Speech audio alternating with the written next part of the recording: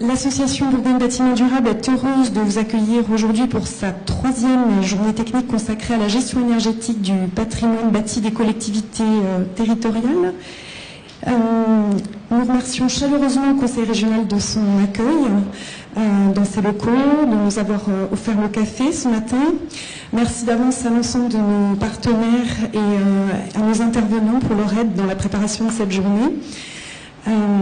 Pour celles et ceux qui ne me connaîtraient pas, je me permets de rappeler que l'association Bourgogne Bâtiment Durable est un des 19 centres de ressources régionales consacrés à la qualité environnementale des bâtiments. Ce centre de ressources bourguignon est particulièrement actif, notamment à travers l'organisation de ces journées techniques.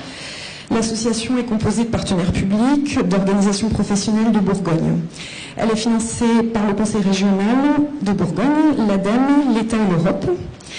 Les actions de notre association sont structurées autour de 3 axes de travail: capitalisation technique, transmission d'informations et des connaissances, accompagnement des projets des partenaires régionaux. Donc cette journée technique va être à l'image des activités de l'association. Sans plus tarder, je vais maintenant laisser la parole à Dominique Lapôtre pour introduire cette journée. Dominique Lapôtre, vous êtes vice-présidente du Conseil régional de Bourgogne, en charge de l'environnement, du développement durable et de l'éco-responsabilité. Vous êtes également adjointe au maire de Sens, vice-présidente de Bourgogne Bâtiment Durable, vice-présidente de la communauté de communes du Sénéné. Très bien. Vous représentez François Patria, sénateur, président du Conseil régional de Bourgogne, qui ne peut pas être parmi nous aujourd'hui. Dominique Lapôtre, je vous laisse la parole.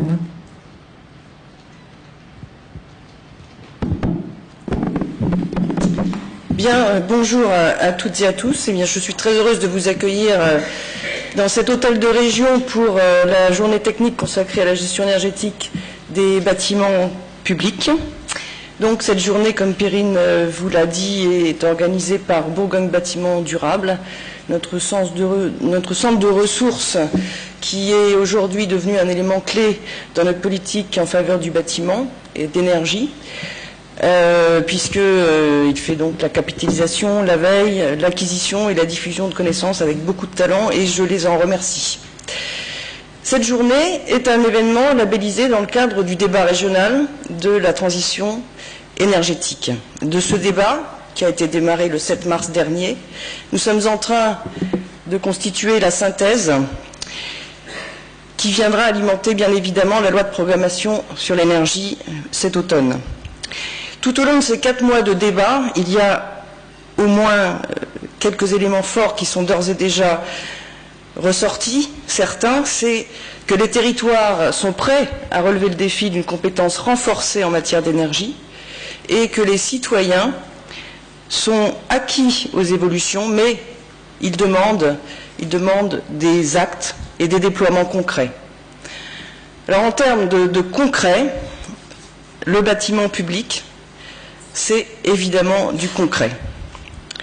Le secteur du bâtiment, on le sait, en général, bâtiment public, bâtiment privé, bâtiment tertiaire, c'est 46% des consommations d'énergie, c'est 50% l'utilisation des ressources naturelles, c'est 21% des émissions de gaz à effet de serre et c'est 40% des déchets.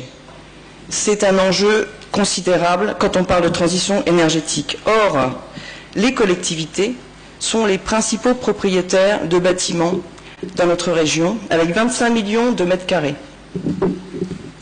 Ce sont évidemment des bâtiments souvent anciens, donc énergivores, donc déperditifs. Ces bâtiments représentent dans les charges de fonctionnement des collectivités des charges de plus en plus coûteuses, à tel point que certaines collectivités sont amenées à réduire l'usage de certains de leurs bâtiments. Quand on connaît la situation des collectivités aujourd'hui, c'est-à-dire une diminution des ressources financières, mais une augmentation des besoins sociaux, il est bien évident que agir sur le bâtiment, agir sur l'énergie dans la collectivité, ça demande une construction, une planification, une politique extrêmement volontaire et bâtie. Une politique qui va toucher d'abord les usages courants, c'est-à-dire les comportements, ensuite les systèmes utilisés, leur maintenance, et enfin la rénovation lourde, les travaux dans les bâtiments.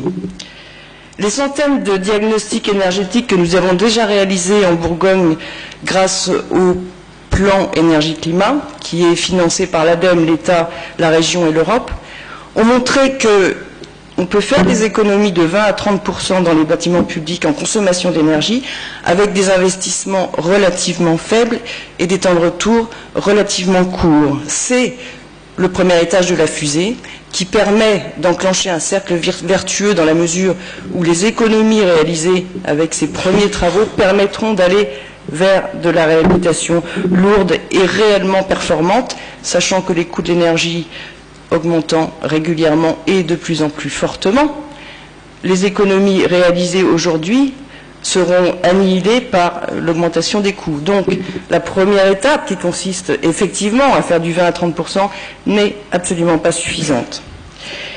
Je pense donc que cette journée va permettre de poser toutes les problématiques, les solutions, les organisations à mettre en place pour affronter cette question dans les prochaines années. Je pense qu'elle permettra aussi des échanges d'expériences et dont chacun pourra se nourrir dans ses responsabilités propres. Je vous souhaite donc une excellente journée et que vous puissiez en ressortir avec des éléments concrets d'action. Et je vous remercie pour votre attention.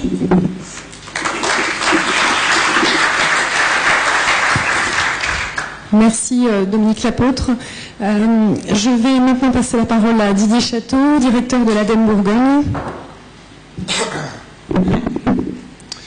Bonjour à toutes et tous, je vais faire rapide et je vais faire le lien et la transition avec la première partie de cette journée puisqu'il s'agira après moi d'évoquer les termes de la dynamique bourguignonne. La gestion énergétique du patrimoine des collectivités, c'est un sujet, il ne s'agit pas de prendre la grosse tête, on n'est pas en compétition, mais c'est un sujet qui fait de cette région l'une des premières, sinon la première région à s'être investie de cette façon sur ce champ, puisqu'aujourd'hui, patrimoine des collectivités tout compris, et rien que le patrimoine des collectivités, je ne pense pas aux parapublics, hôpitaux, etc. Si je m'en tiens au patrimoine stricto sensu de toutes les collectivités, on estime que à peu près un bâtiment sur 3 est aujourd'hui suivi en consommation réelle, accompagné, les diagnostics n'étant que la première phase, la phase d'amorçage de ce dispositif. Cette politique, c'est la plus structurante, cette politique de sobriété, c'est la plus structurante qui a été mise en œuvre au cours de ces 10 dernières années dans cette région, dans le cadre, ça a été dit, du programme énergie-climat en partenariat avec l'Europe et le Conseil régional de Bourgogne.